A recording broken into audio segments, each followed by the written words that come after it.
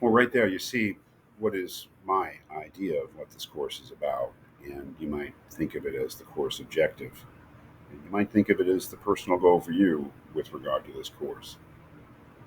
What I hope all of us do, including myself, in the course of reading these texts, is to gain a philosophical understanding of what it means to be a human being. Of course, being human beings ourselves, we already have a lot of knowledge of what it means to be a human being. We couldn't help but have that knowledge. And the thing that makes the course worthwhile is the philosophical part. We want a philosophical understanding of what it means to be a human being. And that's where things get a little more difficult. What does that mean to gain a philosophical understanding of what it means to be a human being? There's no one way to answer that question, but I'll try to give you my answer. Philosophical understanding of what it means to be a human being would be a rational one. That is, not a feeling, not an instinct about what it means to be alive as a human being, but rather a rational grasp of it.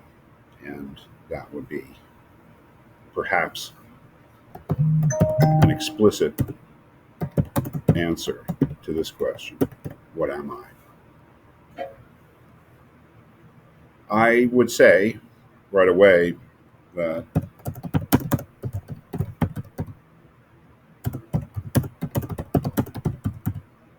I'm a creature of some sort, a living thing of some sort. So,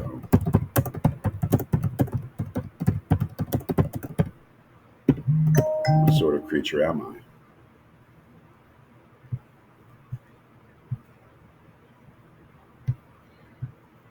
There we get to perhaps the beginning of the course. How do I begin to answer that sort of question? What sort of creature am I? Well, the first thing I would say about that question, though, is that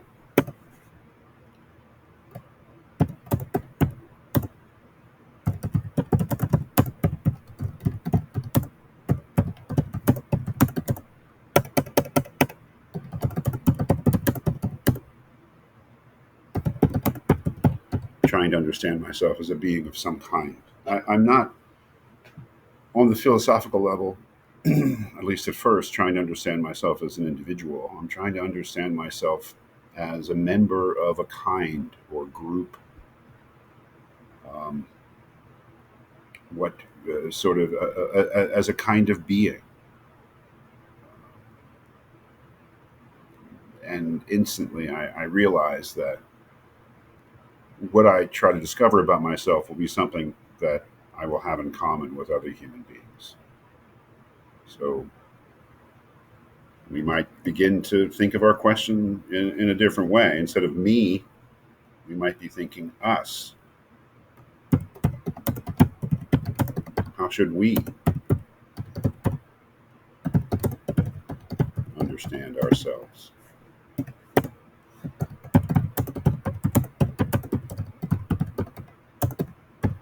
What sort of creatures are we? As we'll see, there's no one way to answer that question, to begin to approach that question. What I've done in this course is to select three typical, general, major ways that, in the Western tradition at least, the tradition that comes down from, let's say, classical culture, bi- biblical Judeo Christian culture, the three ways that I think that human beings in this tradition, in this civilization, have tried to approach the question: what sort of creatures are we? How do we understand ourselves?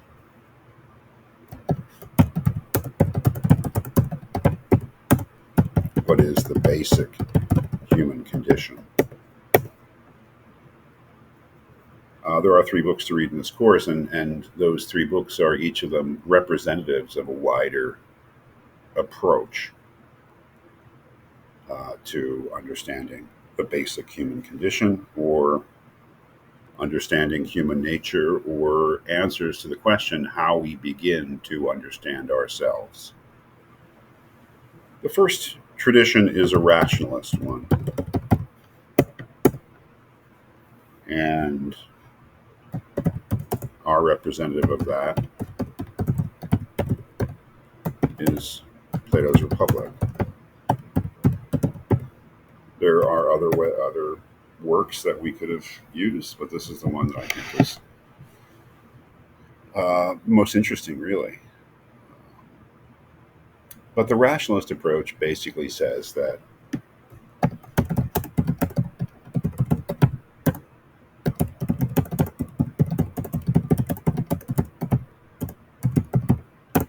they are rational. And what does that mean? They have a mind.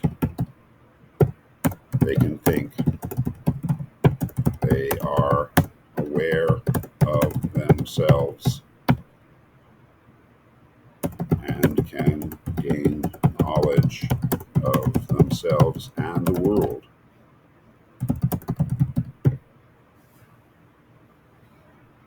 So the rationalist says the rationalist approach says that the human being, whatever else they are, is most essentially, most importantly, a thinking creature, a creature that has the ability to know and have knowledge.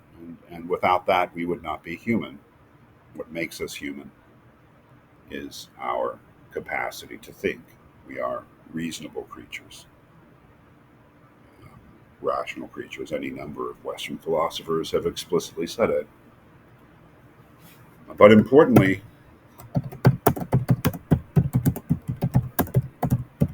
we are not just rational.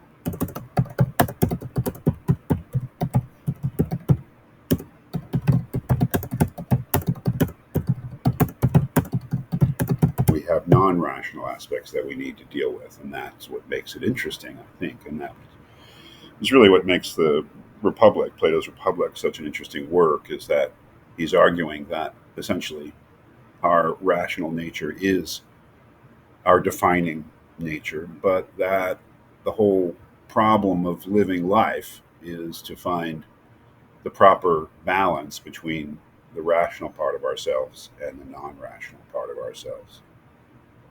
And that proper balance, as we'll see, is really a domination of, I would say, a domination of reason over the rest of us.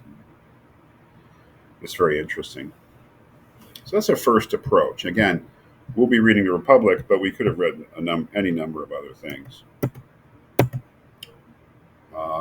The second approach, I'm going to call it the theological approach.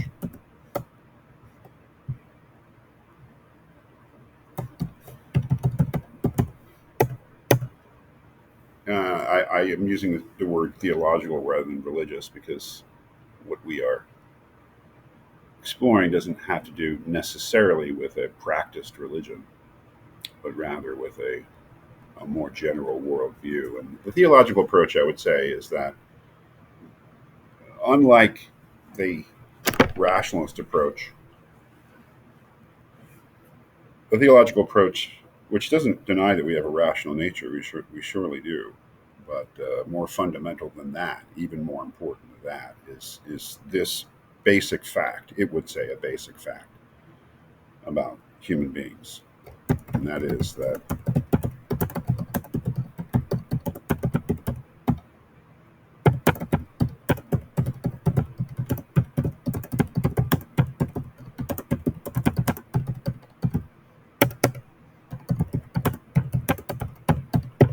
human beings are created beings.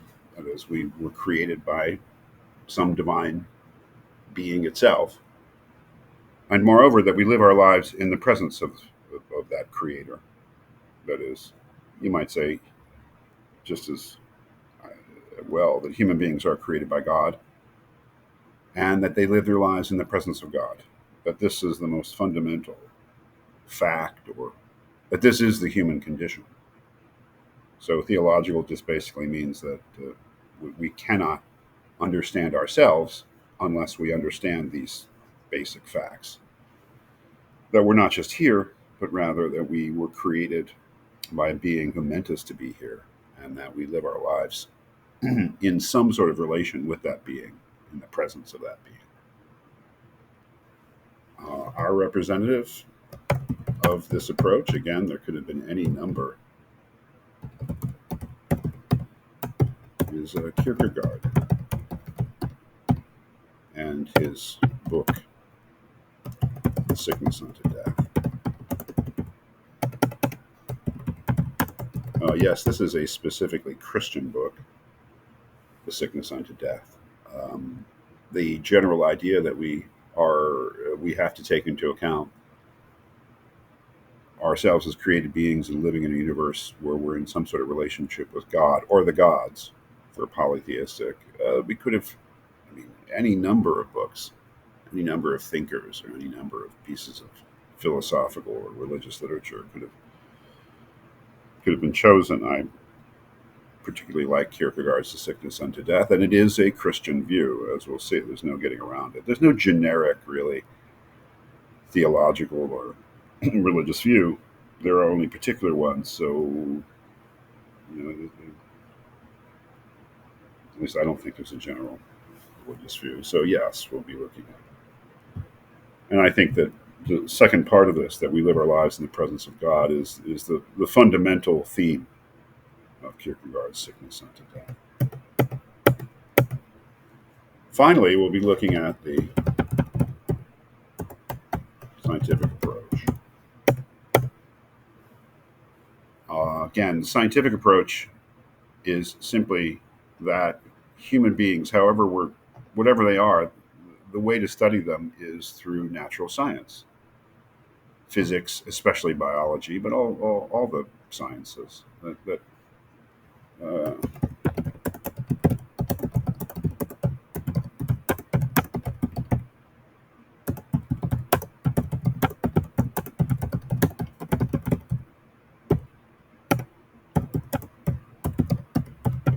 Human beings are an object of study, just like any other scientific object. So that we should not think of ourselves. Well, I don't know. How should we think of ourselves? That would be the outcome of the inquiry. But that we should approach ourselves no differently than we would approach any other thing in physics, the natural world, chemistry, physics, and then biology and all the life sciences and maybe even the social sciences. That's basically what it's. You might call it the anthropological approach.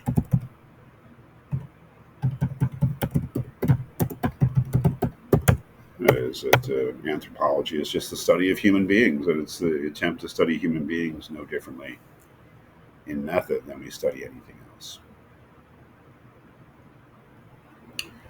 Our representative is rather important. I can spell representative. It's Darwin and Darwinism. It's evolutionary theory.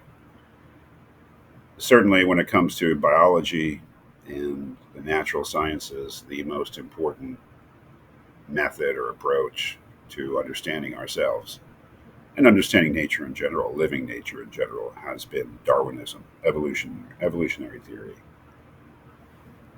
So I just put that down there. That will be the third and last scientific approach, Darwin and evolutionary theory. And the most, you might say, the basic fact of Darwinism, is that